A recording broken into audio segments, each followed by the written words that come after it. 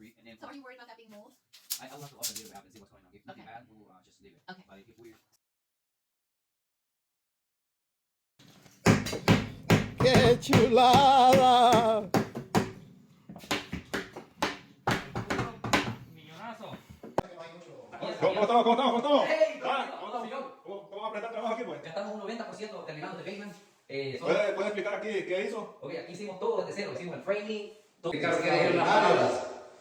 A ver, Ricardo, No podemos decir todavía misión cumplida porque nos falta parte del piso total, que es un 90% del proyecto, y entonces pues estamos esperando aviso. Entonces para Solo completar el piso y ya.